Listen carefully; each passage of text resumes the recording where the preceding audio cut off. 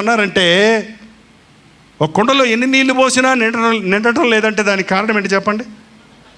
చిల్లు ఉంది దానికి. ఏమంటే ఆ చిల్లులో నుంచి పోసిన ఆశీర్వాదాలన్నీ పోతూనే ఉన్నాయి. దేవుడు నీకు ఇచ్చిన ఆశీర్వాదాలు ఏమైపోతున్నాయి?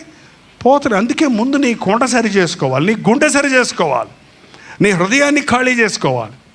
పరిశుద్ధాత్ముడు మీ మీదకి వచ్చినప్పుడు తీర్పుని గురించి, పాపముని గురించి, నీతిని గురించి మిమ్మల్ని ఒప్పింపజేస్తాడని బైబిల్లో రాయబడి ఉంది. ఈ రోజున చాలామంది జీవితాల్లో యేసుప్రభుని నమ్ముకున్నాను కానీ నాకేం ప్రయోజనం, నా జీవితంలో ఇంకా ఆశీర్వాదాలు లేవేంటి, నాకు ఈ రోగాల నుంచి విడుదల లేదేంటి, నా సమస్యలు తీరటం లేదేంటి, నా జీవితంలో సమాధానం లేదేంటి అని అనేవాళ్ళు చాలామంది ఉన్నారు. దానికి కారణం యేసయ్యకు నీ హృదయాన్ని ఇవ్వకుండా, ఆయన నీ హృదయ సింహాసనం మీద అధిష్ఠునుడు అవ్వనట్లుగా నీ జీవితం యొక్క సమస్తాన్ని ఆయనకు అప్పగించుకున్న ఉన్న మూలానే నీ జీవితాల్లో ఆశీర్వాదం లేదు. ప్రార్థన. పరిశుద్ధుడా, ప్రేమగల తండ్రి, ఈ సాయంకాలం ఒక్కసారి మమ్మల్ని చూడు నాయన. నా యేసయ్యా, నా హృదయంలోనికి రా.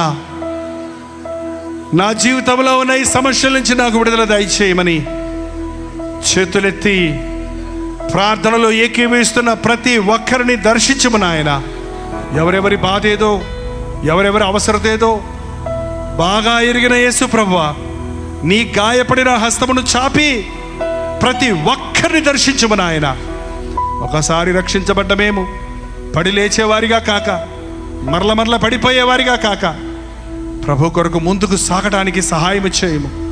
ఈ రాత్రి మేము పొందిన ఆశీర్వాదము నీ రాకడ వరకు నిలిచి ఉండడానికి, నిన్ను ముఖాముఖిగా మేము నిన్ను చూచు వరకు మా హృదయ శుద్ధిని కాపాడుకోవడానికి, మా విశ్వాసమును కాపాడుకున్నటకు, భయముతో వణకుతో మా రక్షణ కొనసాగించుకున్నటకు మా ఒక్కొక్కరికి నీ సహాయము చేయమని యేసు క్రీస్తు నామములో అడుగుచున్నాము తండ్రి.